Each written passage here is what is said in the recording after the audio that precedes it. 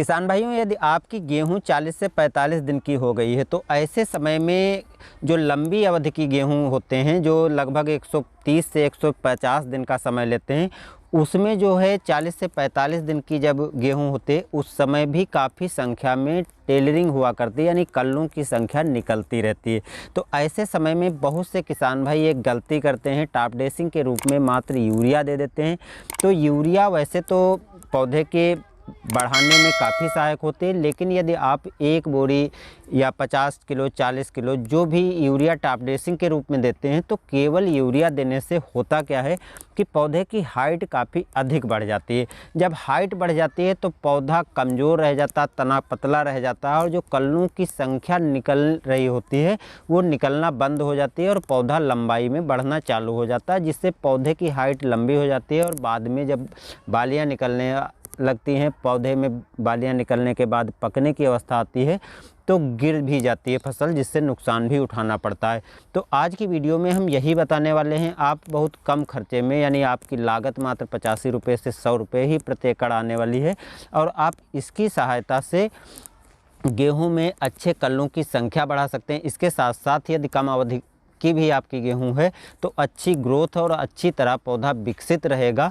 तो इस समय आप कौन सी उर्वरक का प्रयोग करें, चलिए दोस्तों वीडियो पूरा देख लीजिएगा, आपको एक अच्छी जानकारी मिल जाएगी, क्योंकि हम पूरा तरीका भी इसका प्रयोग करने का बताएंगे, सावधानियां भी बताएंगे, जिससे आपको जो प्रयोग करें तो लाभ भी पूरा मिले।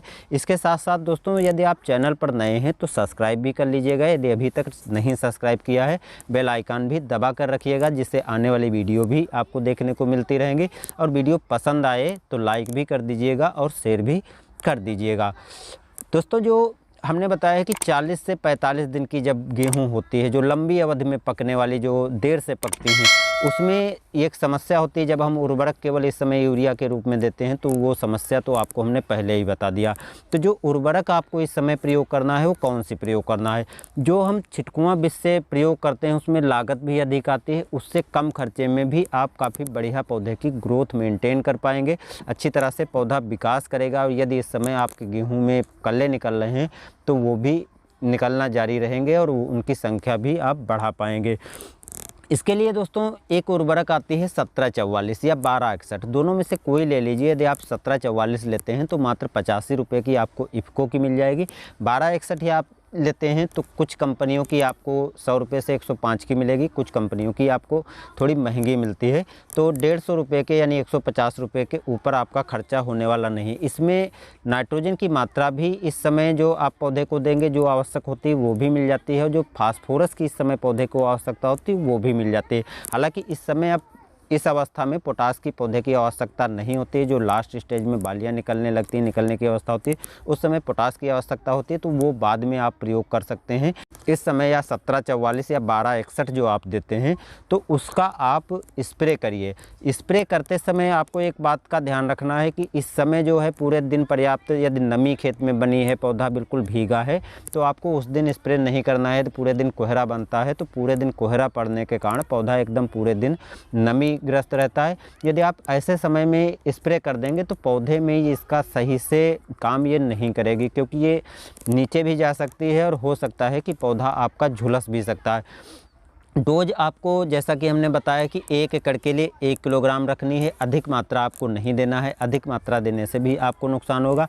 पानी की मात्रा का यहाँ पर विशेष ध्यान रखना है। पानी जब आप लें तो 150 लीटर से 180 लीटर लें, जिससे जब आप पौधा बड़ा थोड़ा हो चुका होता है, पत्तियां भी अधिक हो चुकी होती हैं, तो जब आप स्प्रे करेंगे तो अच्छी तरह सभी पत्तियों पर फैलेगा। जो और हो सकता है कि यदि आपके पास स्टिकर हो तो स्टिकर भी मिला लें, एक अच्छा स्टिकर मिलाएं सिलिकॉन वाला, जिससे पौधे को बढ़िया फ़ायदा हो। यदि आप लोकल और सस्ता सिलिकॉन मिलाएंगे तो उससे अच्छा है कि केवल आप 1744 का ही स्प्रे कर दें।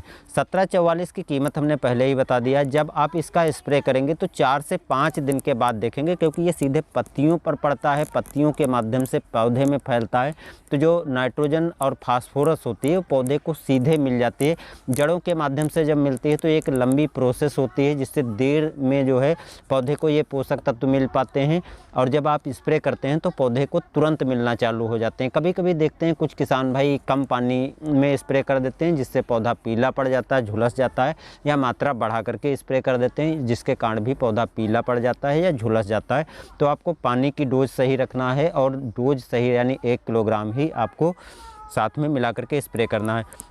यदि आपको कुछ ऐसा लगता है कि हमारा पौधा थोड़ा अधिक पीला है, अधिक कमज़ोर दिखाई पड़ रहा है, तो थोड़ी मात्रा आप 1 किलोग्राम इसके साथ यूरिया भी मिला करके स्प्रे कर सकते हैं। यानी 1 किलोग्राम आप 1744 ले लीजिए या 1261 और 1 किलोग्राम आप यूरिया ले करके आप स्प्रे कर सकते हैं। तो काफ़ी बढ़िया पौधा को पोषक तत्व मिल जाएंगे और पौधा अच्छी तरह से ग्रोथ करना जारी रहेगा।